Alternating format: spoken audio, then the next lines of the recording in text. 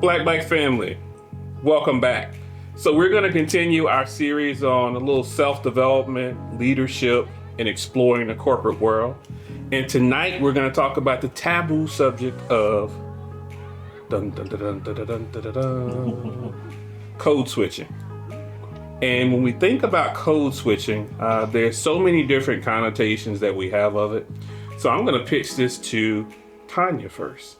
So Tanya, being that you have like an HR background, what was one of the things that you remember from your days in corporate with code switching? That's such a deep, layered question. And the reason I say that is because, our generation, how differently we even looked at what we're now calling code switching. And it's always been called that, but I don't think we had such a focus, intentionality on really calling it out like we do now, because the word of the day is authenticity. And so part of what people believe code switching to be is inauthentic. Yeah. But if you go further back, even beyond us, when we talk about some of the earlier trailblazers in corporate America, it was about surviving. Yeah. It was about being able to create some credibility around yourself. And without that credibility, you weren't able to influence. Without that influence, could you really perform your job, especially if you were in those really high leadership positions? So I think if we take a step back and look at code switching from a survival perspective, as people of color, specifically Black Americans, in that environment, it went along the lines of how are you able to, I don't want to use fit in because that seems so watered down, but really how are you able to assimilate, unfortunately, and fortunately for the strides that we were able to make, in those days, by being able to show your what is perceived identity from a business perspective to be that that you're an expert, that you're knowledgeable of this subject. And so I think even as we can't come a little bit along from that, and in my time when I see or hear or heard about code switching, it was more around how they perceived someone's intellectual level. Because even back, like I said, we've taken back, it was more survival. And even though the undertone is, do you know what you're talking about is there, it was still more about, I have this role, I have this job, I have a community on my shoulders, I need to maintain where I'm at, so this is what I need to do to survive. Then if you move further up and along our times, it became more around, does this person really know what they're doing? Are they really knowledgeable in this space? Can I hear in their speech? Mm-hmm. Do they use the language? Do they use the words? For me personally, it was more around dialect. I'm from a small town in South Carolina, and I can get real country when I want to. And for a lot of Southern Black people that found themselves in the private sector, the code switching really came about to show a level of excellence, that we are knowledgeable, that we do understand. And it was also sort of a double-edged sword, because from a community perspective, people say, oh, you're trying to be white, or you're not real, you're not authentic. Again, there's that word. So I think it's layered in one from when we think about before us, survival mode, to create the environment that more of us could come in. And when it gets to us, it's around, are you knowledgeable to be in this space? And then when you think about the generations after us, they demand more authenticity. So they show up and it's not code switching, it's who they are. Yeah. So they, as much as people want to ignore, the diaspora, Black community, people of color are dynamic. They are not monolithic. Yeah. And so you are going to have some individuals that think about Marsha, Marsh, coming from California, her dialect is already different, and it likens to what some would say is articulate or proper because of her region, you know, her geography. But she is still a sister all day. You know, all day, twice on Tuesday, but that's okay. Right. But I think, and I hope I answered your question, but I think we have to look at the context of the different spaces and eras when we talk about this term code switch. Yeah, so it's interesting that you say dating back to history. I started watching The Gilded Age. I said, I'm not watching this. This movie is about some tomfoolery and some slavery. But I saw Felicia Rashad in it, and I'm like, well, she don't take roles that don't mean anything. I said, so let me go back and watch. So I've been watching it, and it's now in season 3. And in season 3, you've got the northern black people. And then you've got the people from Philly, because they didn't consider themselves northerners like the New Yorkers. Right, sure. Right. And then you got the people that were down south in Tuskegee. Right. So one of the characters had traveled between New York because her family had made it. Her dad was a pharmacist, her mom was a housewife, but her dad was a former slave. So she met this black doctor, actually Felicia Rashad's son. And she's like, well, I don't know if I think they're good enough, because she found out that her dad was a former slave. Oh, wow. Dialect between the two changed. So they were in Rhode Island. So if you were in Rhode Island, you had the money. Right. So it even dates back to, like you said, further beyond that. Yeah. Because when you look at the characters, when she went to Tuskegee, very twang country. Absolutely. She was very proper. So when you start looking at that, is it the King's English or is it being code switching? So Marsha, what are your thoughts? Well, code switching to me has another component, and I think it has everything to do with corporate America and culture, and being able to, as you mentioned, Tanya, assimilate to the culture. And coming from California, as you mentioned, I'm not necessarily listening for the voices. I'm really engaging to make sure that there is a connectivity from a cultural perspective and that we can engage. So it's not just words or tone, it's all of that. And so for me, and I think, well, I know assimilation is critical, but it also, you have to fit the culture. So I'll give you an example. Getting on the phone, everyone, oh, how was your weekend? What did you do?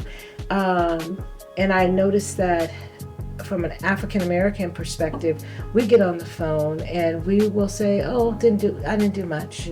And we maintain our privacy, and then it makes us appear to be very cold or non-engaging. But then when you get someone from an African American background and they will say, oh, well, we went and we did, and they start explaining, then you assimilate and you are perceived to be open, and you're not, but it's a form of code switching, because for the most part we usually keep to ourselves, and we have to assimilate into a culture, not just verbally but in our overall engagement. And that means letting people in or have your story ready. I had a young lady that said, oh yeah, let me get my story ready for my 9 o'clock, and it was about her having to prepare herself. Good morning, how's everybody? Oh my gosh, it was such an amazing, but that's not even who she was, but that's who she had to be in the environment that she was in, because she was told that she was cold, and it was because she wasn't letting people in. And there's two different dynamics, and I'm not sure if that answers everything that you wanted to know, but for me, I think it's several different components. Yeah, so what I'm hearing is you say that there's a dialect component, there's a way you show up component, and then there's a component of who you are when you start thinking about code switching. I think about this quite a bit, that when you are in certain environments, so like I have 2 boys, I put them in certain environments to make sure they have the opportunities. They don't sound like their peers.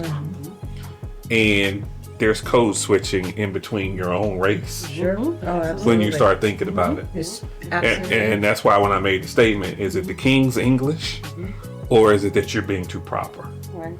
And I think about that so much, because Now I'm listening and I'm hearing that, and I see, and I'm looking through the eyes of my boys, and I'm seeing now that it's code switching. Because when they're around their peers, it's one thing. When they're in a different group, it's another thing. So what are your thoughts on, is it necessary for our survival? Oh, absolutely. Absolutely. You have to know how to engage. And I don't know if you're tossing that question to me, but You just grabbed it.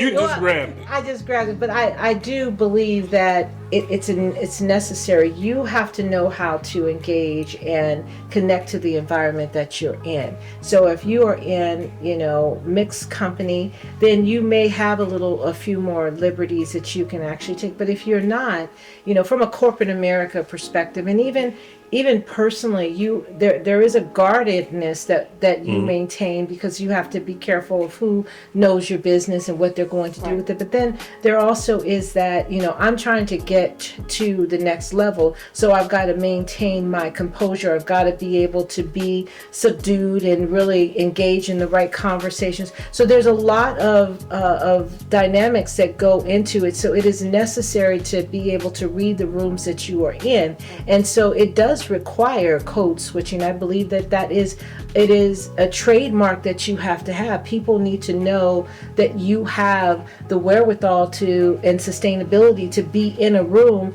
and be able to maintain yourself from a professional level. And you don't get to you don't have a lot of opportunities to make mistakes, and you don't get to change the first impression. So it's critical. It's absolutely critical. And I have these conversations with my nieces all the time. Read the room. Yeah. I think it's interesting you say that, because it's almost a tattoo, a level of emotional intelligence.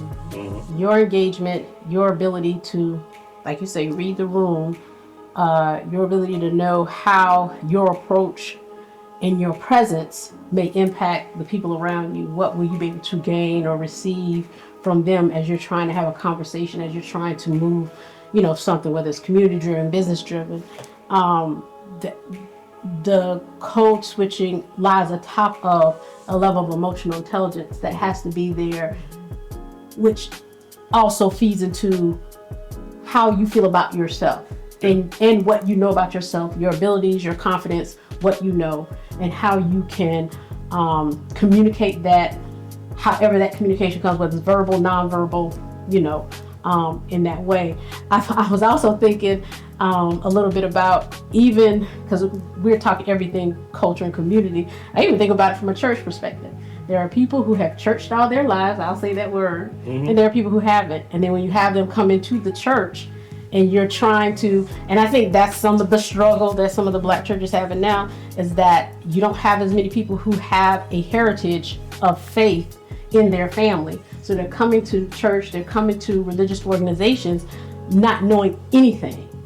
And so you have to remember, you can't have that church talk, while you're trying to evangelize or engage in relationship with people who want to understand a higher power or something. That is some code switching even in the culture, within the culture, that some people do, that we do, those of us who are of faith do on a regular basis when we're trying to lead someone. Yeah,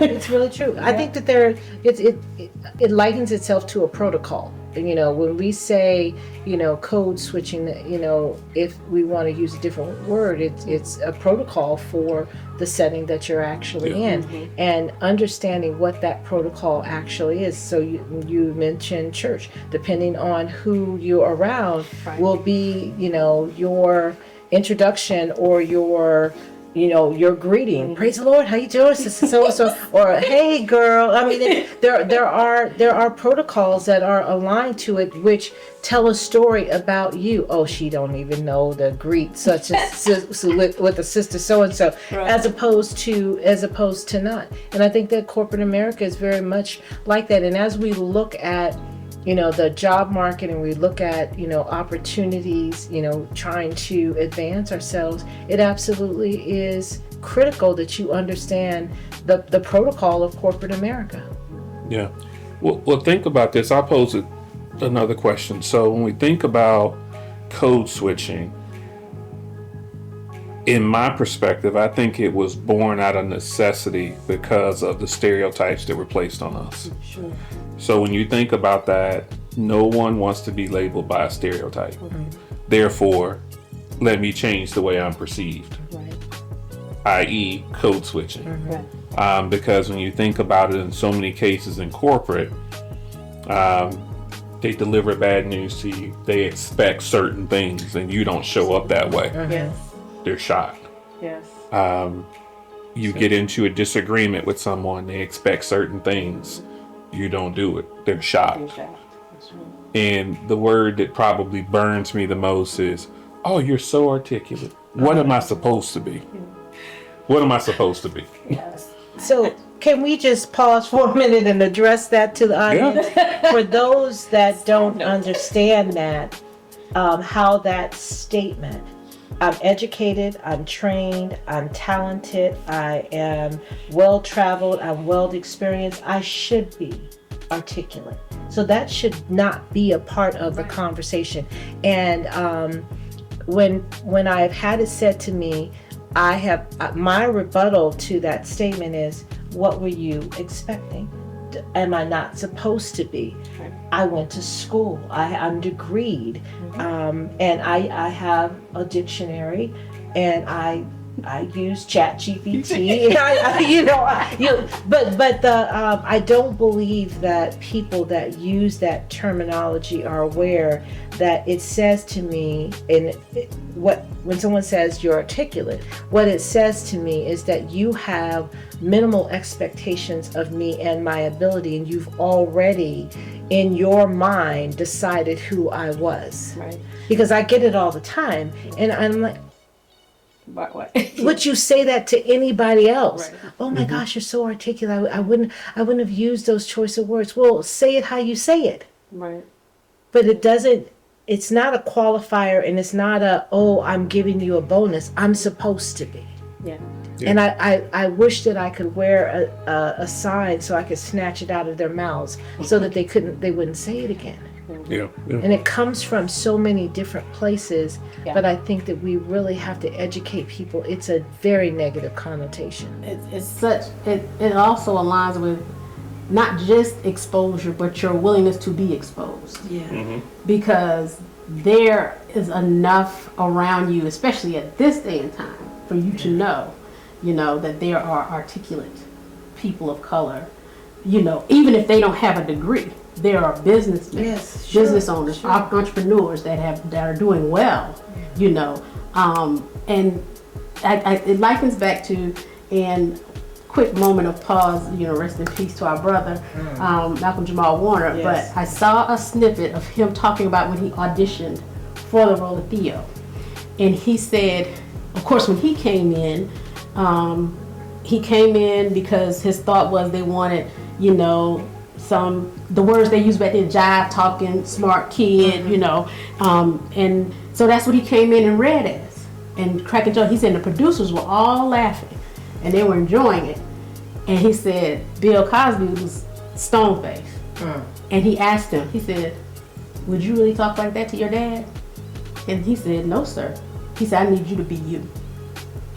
And that right there, to me, is the crux, sort of foundation of, there is a thought that's just not how we are even raised to think and speak. And I think that was the whole foundation of the Cosby Show. That this is a regular family that loves education, that loves art, that loves music, love their kids. Their kids are regular, their kids gonna do some things they don't like, and they black.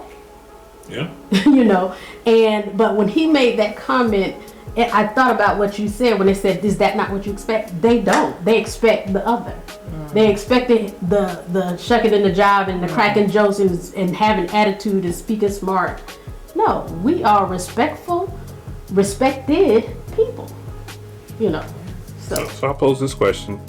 So given that, should we eliminate the word code switching? What are your thoughts on that? I think code switching is it's a safe space and a safe word for us to understand. And when I say us, I mean the Black and brown community, that we utilize that word so that we could understand and really be able to give an explanation. And I think that is a safe word for internal usage. It's not something that publicly I would use or even call someone out for doing it, but I recognize, and then it also, for me, if I see someone doing it, I understand that they have a perception of what's in the room. They may not necessarily be feeling safe, and it's an alert to me. Particularly if I'm around individuals that I don't know and I see someone actually doing it, I'm observing it.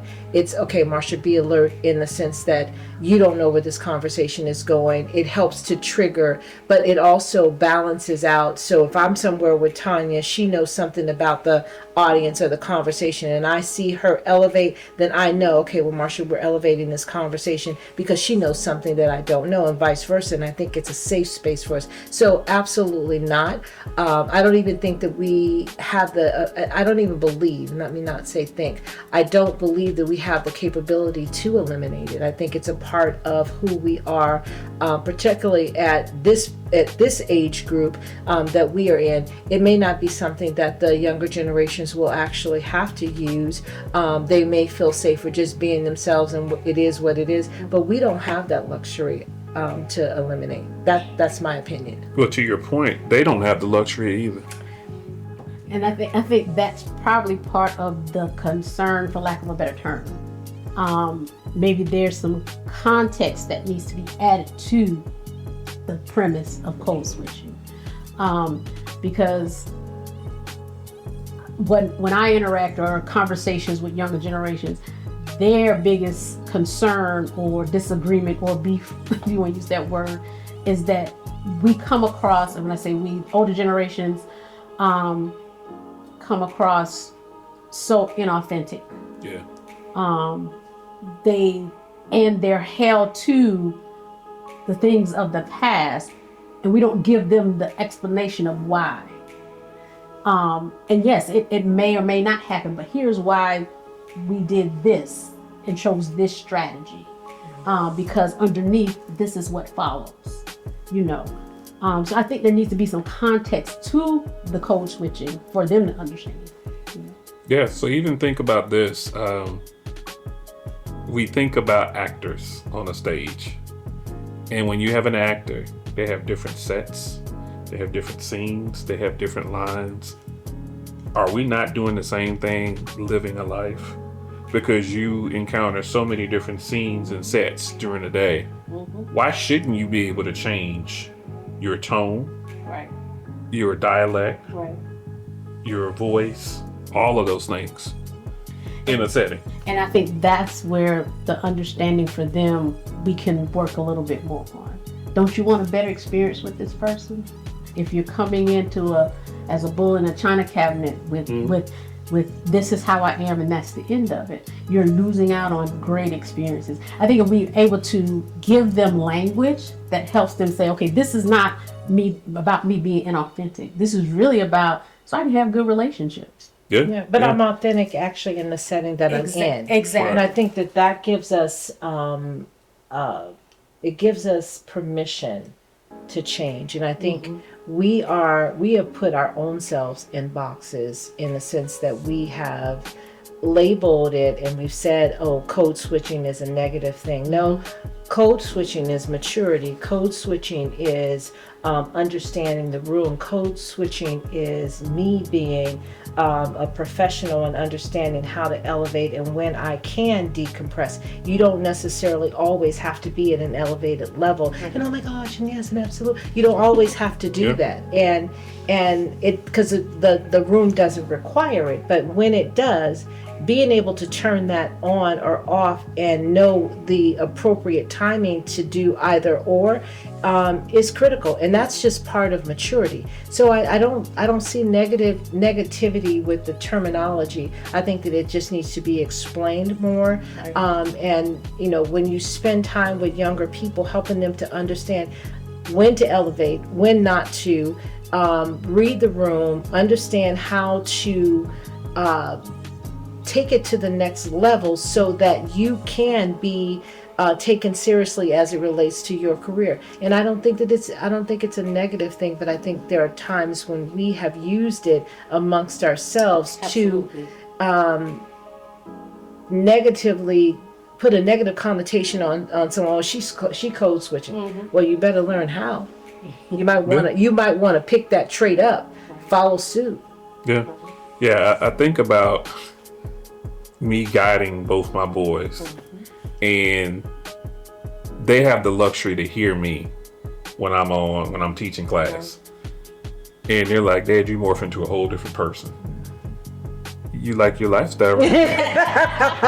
You want to keep with these. So therefore, I have to I morph into a whole different person, and I embody all the things that I need to get what I need to and do what I'm supposed to do.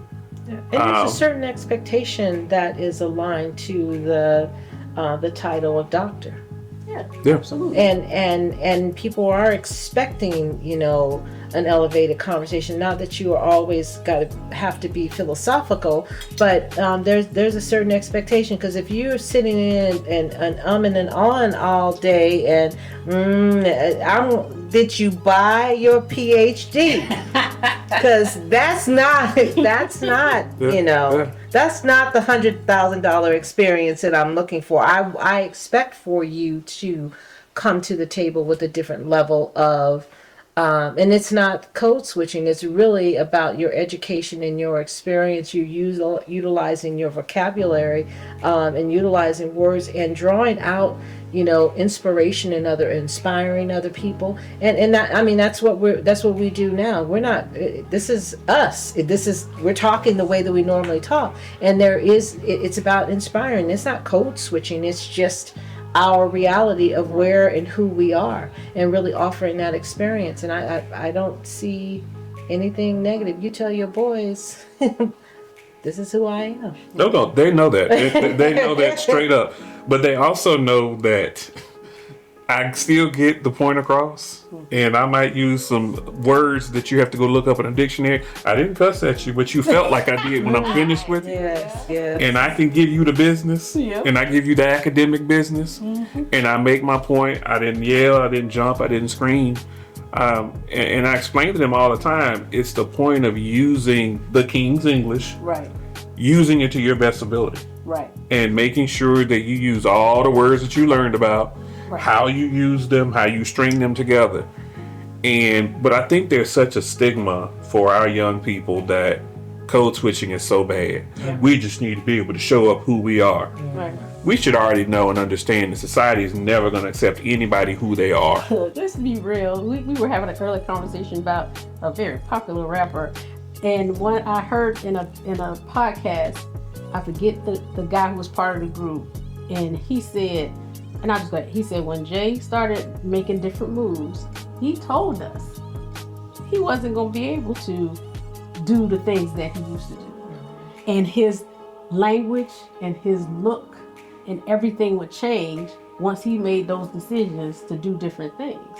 And I think with young people, I think they have to be able to see beyond where they are now. They see right now and they think this is the best of life. It's like, oh, it's so much more. So much higher you can elevate beyond this point. But if you can't see that, then for you it is, I can be me and I can be this person who I am. So you gotta they have to be able to see beyond where they are right now to see the benefit of being able to read the room, engage differently in different settings, i.e. code switching, whatever you want to call it. Yeah, and you brought up a good point, because you see it in Magic Johnson, you see it in Kobe Bryant, you saw it in Kobe Bryant, you see it in a lot of the professional basketball players, baseball, just that whole arena. Now that they're transitioning into more businessmen, they have to elevate, and they're not sitting at the tables umming and ahhing. They know their trade, meaning basketball or baseball or whatever professional sports they're in, but they also are able to step into a room and conduct business. And it's not code switching, it is just professional business across the board, and really being able to do that with precision, just like they play the games. The reality of it is they have to be able to communicate, and you're not gonna sit in a room talking about and and and dummying down. Not when you're talking about the type of money and contracts that they're signing. Right. So it plays a role for all of us in our overall advancement, and it's a skill that you basically have to adopt and adapt to and do it well. Yeah. And I need to correct myself. I didn't mean to say rapper. I was a hip hop. Well, he did rap, But he does rap. more. Yeah, but he is A mogul now. mogul, and Yes. culturally, it's more than just rapping. It is the whole hip hop culture, Yeah. and so Yes. yeah. So excuse me on that Black Bites, man. Yeah, the direction of this conversation made me think about something. I was watching an episode of The King's Den. It's Kirk Franklin's show. So he had Tyler Perry, he had Jeezy, he had Big Dave from Big Dave, Pinky Cole's husband. yeah. And they were sitting down talking, and I never knew about Dave's story, how he got started. So he was in Philly, and he had an accident, got hurt, got a large sum of money, because he was doing everything on the street. He was slinging, doing everything else. And he said he made the conscious decision to leave Philly, because if he didn't leave Philly, he wouldn't have any money left. So that's when he moved, and he got to Atlanta, still doing the same stuff he was doing in Philly. And then he finally, something struck him, and it said he had $200,000 left. He's like, I got to do something with this money. Right. So that's when he bought that gas station, started doing his cheesesteaks in there. And I think he said he had $2,500 left. And he knew that if he would have not done what he did, he would be back in Philly doing what he was doing before.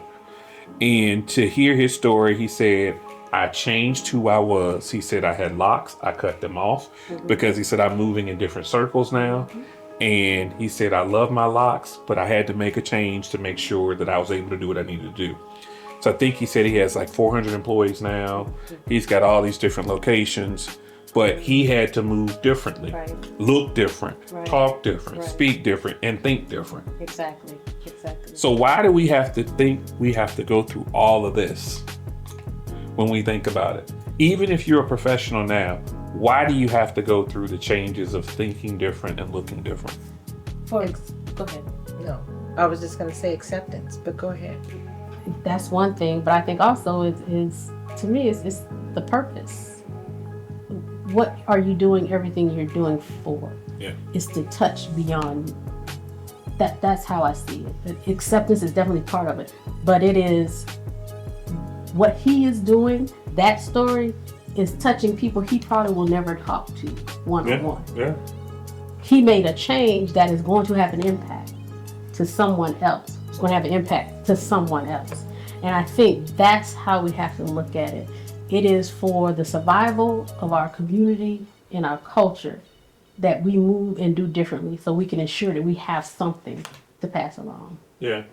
And in that clip, Tyler was talking about, even he's a billionaire, he still doesn't get the same budgets as the other film producers.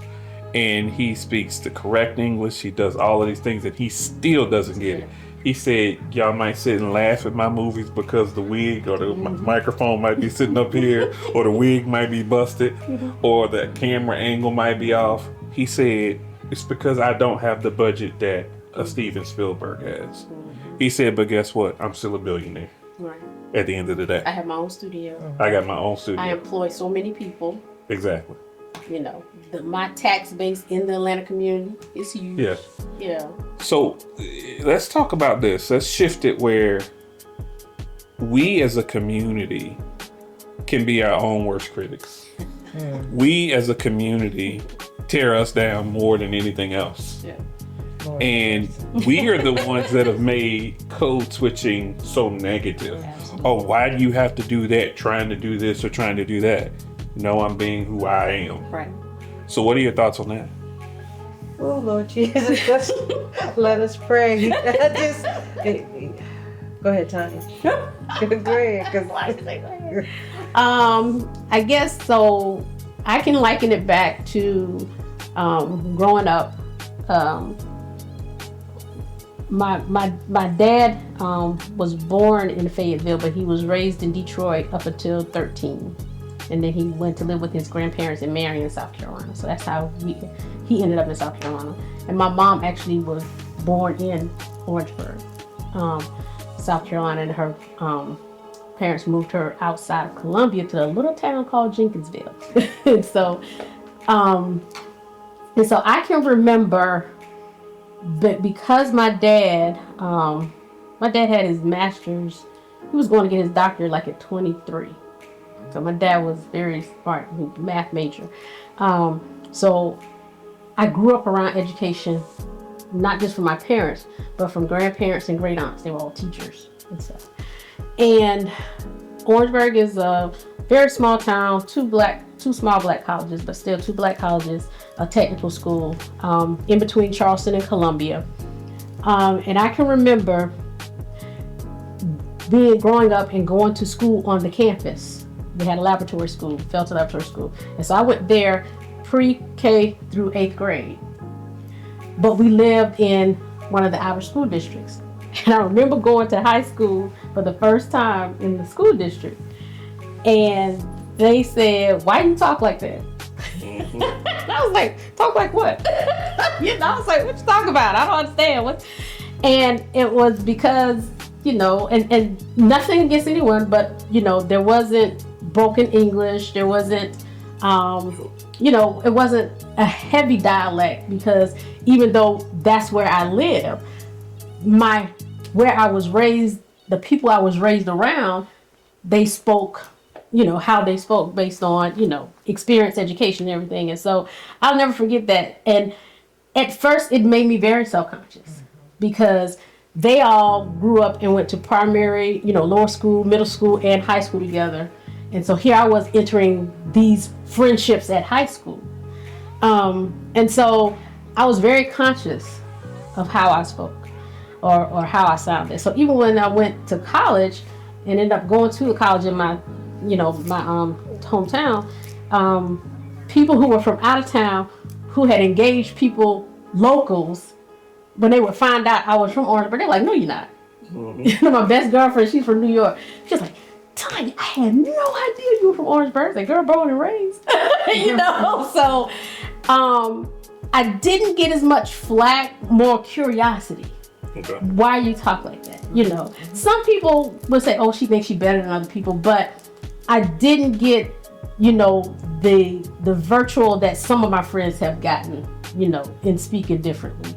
And that's my remembrance of how the culture feels about what we would call code switching, basically in language, because that's where our culture picks it up the most. How you speak is how we talk about code switching. When, as we've just said, it's a whole lot more. It's engagement, it's, cultural, it's, like the young lady getting ready for the meeting because she's got to get ready to be on and say what she did this weekend. That's more than just how you speak. It's a mindset. It's a mindset, and so that was my dealing with it. And then I saw it, and I'll stop. But I saw it one time unfold in corporate when I was running the associate program, one of my roles. And I'll never forget, we had the candidates for the next class. In the last spot was between two young African American women. One went to Duke, one went to Tuskegee.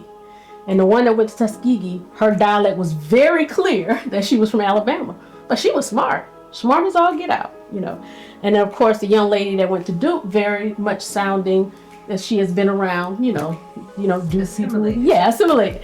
And I'll never forget when we had to make the final decision, and we had a panel, we had alumni associates that were always involved in the process, and they were going to decline the young lady from Tuskegee.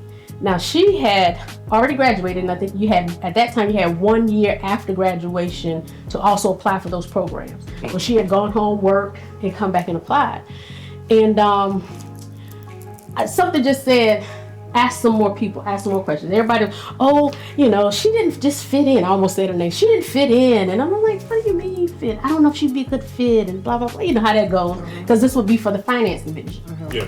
And so finally I said, well, let me ask a young man who didn't come to the debrief. And he was a white male, young guy, alumni, associate. And he sat next to her during the dinner. And he said, oh yeah, he said, well, I did sit next to her. And he said, but she wasn't feeling well. He said, so I told her she probably should go home. She had a headache and she was going to be doing interviews the next day. She said, and I was like, you probably need to just go to your hotel. He said, but we had a good conversation. He said, I liked her. I thought she's very smart, and that, fortunately for me, was my opportunity. Also, I could make an executive decision and I had the final say. So I chose her. And she ended up, the other young lady got into the commercial program because somebody gonna pick her up because she's assimilated. The young lady from Tuskegee, she came into the program, actually started the program, had the executive to ask for an associate in wealth. Wealth hadn't had a finance associate from the program. So I actually created a program in wealth management. And went on to do, great things, with her, as she's gotten older. But I can imagine her dialect was the biggest thing that was not letting people see beyond that she was super smart, that she was innovative, that she was strong in her knowledge of finance, and because she had worked a year for the state department of finance. I don't want to say IRS, but one of those departments for the state. So she had done well, even a year out of college, but to me that was something I was like, culturally, and not just culturally internally, but externally, how that still makes some people think that she wasn't smart just because of dialect. Growing up in California, let me back up a little bit. My mother is from Texas, and I was actually born in Texas, but we moved when I was 3 years old. And so all my memories of childhood are from California.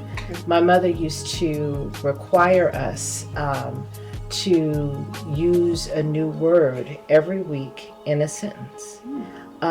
So you couldn't just not do it, you had to do it. And this is ever since I was a little girl. So long story short, we went to Texas. I was 11 years old. I will never in my whole life ever forget this. And the dialect was so different. And one of my cousins said, oh, look at my baby's her. And I said, who's her? I didn't know. I had no frame of reference that she was saying hair. And so she kept saying, look at my baby's her. And she was calling, and she's like, isn't my baby's her so good? And I was like, I'm looking around trying to figure out what her was. And I share that story because even amongst ourselves, even within family, and so you think you're better than us because I didn't understand, and I was not, I hadn't assimilated within my own family. And we had gone, we had lived in California all my life, so I didn't know her meant hair. Right. And so me being the silly person that I am, I decided that I was going to switch my dialect. And I was going to take that to my mother. And only Loretta Lewis, she was like, oh, we don't do that in this house. Oh, no. We don't do that in this house. And I'm like, oh, Mama, you see my baby's her? What? Excuse me? Pardon me? Right. What did you just say? And it was not because that was wrong. Right. It just wasn't right for me, and it wasn't right for the environment that my mother had placed us in. And she's like, I done worked way too hard working 2 jobs at times, because for a period of my life, my mother was single with 4 children. And imagine, working 2 jobs, trying to give your kids the best, and your child walk up talking to you about, look at my baby's hurt, and that's intentional. Right. She's like, oh no, and she would call me by my whole name. Right. Oh no, not so, Marsha Smith. Do you understand me? Yeah. I don't want to hear that you talk the way you talk. That's not what we do here. And so when you ask about, or when we talk about assimilation, when we talk about code switching, there is a reverse code switching that I thought I was going to do at 11. Yeah. And Loretta Lewis wasn't having it. Right. So we had to switch, and we had to change and be authentic in who I am. So the whole conversations about fitting in, sometimes you don't fit in internally to your core, meaning your family and your people, because you have been away from that, and you've got to try to figure out. So there is a reverse code switching as well that we have to do. So it can be heavy. It can be a heavy life. Yeah. All right. Well, family, we could go on for hours and hours with shrimp towers like Moni Love. But that is just the tip of the iceberg for our conversation with code switching. But we'll be back with more topics on stuff like this. So stay tuned. Have a nice night. We'll see you later. Bye.